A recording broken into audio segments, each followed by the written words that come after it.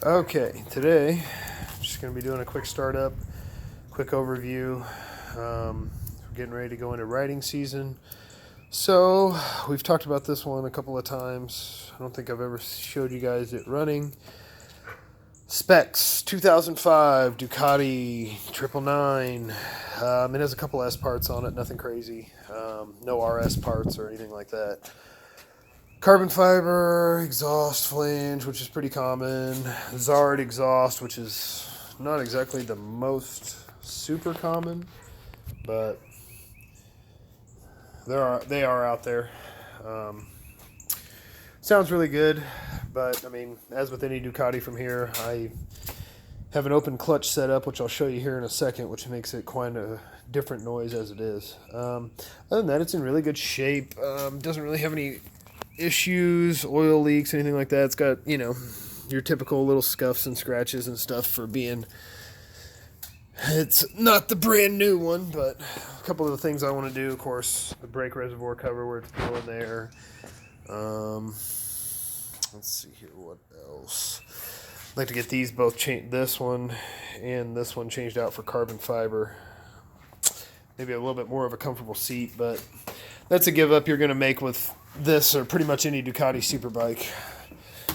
So, and then of course it's got the exhaust cover here made out of carbon fiber, which I mean it's a nice carbon fiber. So, and then I always have mine oil done at Ducati, which fortunately I've only had to do that once so far. As we get into the next riding season, of course you do it again. But anyways, this is the main thing that everybody hates about these bikes, and it's the open clutch. The styling, either you like it or you don't. I don't really care. But with this open clutch, it's a whole different animal. And the first time you go to look at these things, you're like, good God, what is wrong with this thing? And then you realize it's normal. I had mine serviced by Ducati less than 3 months ago. They went all the way through the thing. I'd already done my timing and valves and everything like that. They had been done the year before and only had I think 900 miles done on it since then. Service intervals on it are 6,000 miles, so I'm not quite sure on how the time works on it, but that's what I typically see out of them. Anyways, so with an open dry clutch, here's the clutch stacked in here, and so you can imagine if it does that sitting still, what it's going to sound like once you get it actually moving with an engine. Purpose of an open: get rid of all that dust that comes out of them. Of course, my hands are dirty from work too, but you get dust in them, and you can see it actually on the plates and on the pressure plate and everything like that. So, and there's clutch mods that you can do to make it quieter. Still rides the same, everything like that. Other than that, the only thing mine has done is, like I said, it's got that full exhaust, which you can see down there and there, all the way up to the engine. This being an L twin cylinder up here, and a cylinder running horizontally like this, all meeting back here. Other than that, it's got the quick snaps for your on race days or track days, which I don't do too many of. I don't really care for the tires. I've been looking and looking. I'll probably end up going with Pirelli Super Courses. I seem to like those.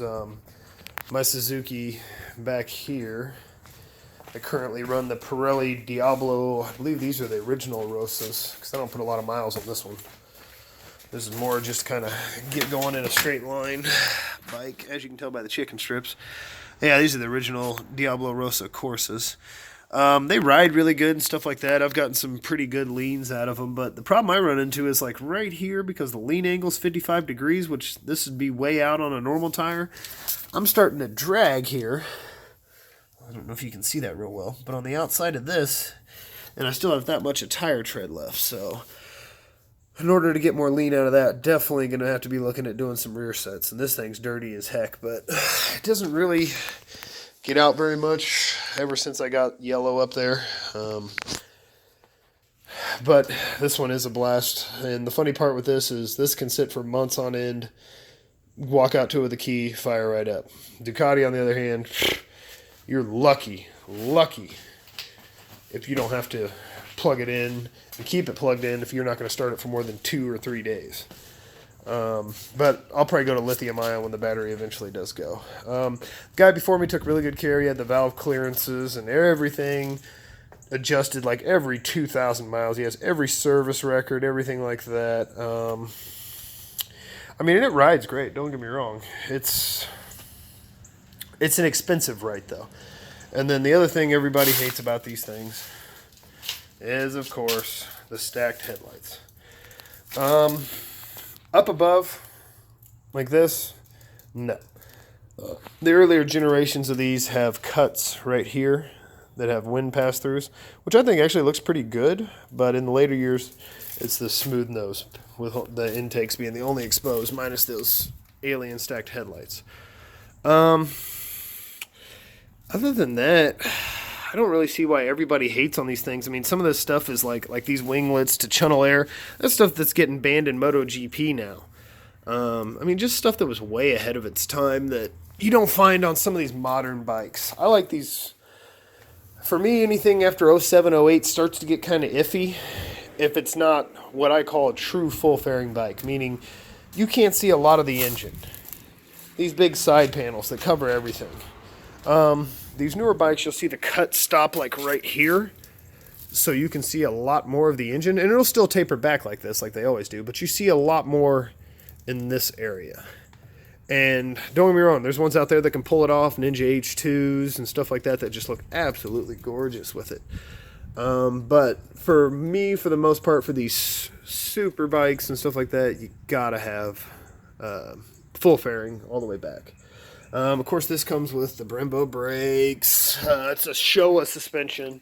When you get to a full S or an R, you're looking at getting into Öhlins. Steering dampener, factory, even though, I mean, it doesn't really look like it is, except for when you get to the frame, where you can see that it's hand-welded. I fell in love with these because it's the last of the hand-welded Ducatis, meaning that the frame is still all hand-assembled, so you can see like the imperfections in it from an actual person doing the work versus nowadays with Ducati where it's all done with a robot. So, I mean, there's these older bikes, don't get me wrong, you have some give-ups, but man, there are some benefits to them. Okay, without further ado, now these things, even though the tach goes all the way up to 13, you're going to pop the red line at 10.5. So it comes on, Ducati 999. You got your mileage there. I'm at 20,000. I've ran this previously already, so anyways, with these, I always hold the clutch in, and then down here you have the starter. So, and this has an automatic start feature, so I'm just going to hit it. So it's really not too bad right now. Now listen to this when the clutch comes out.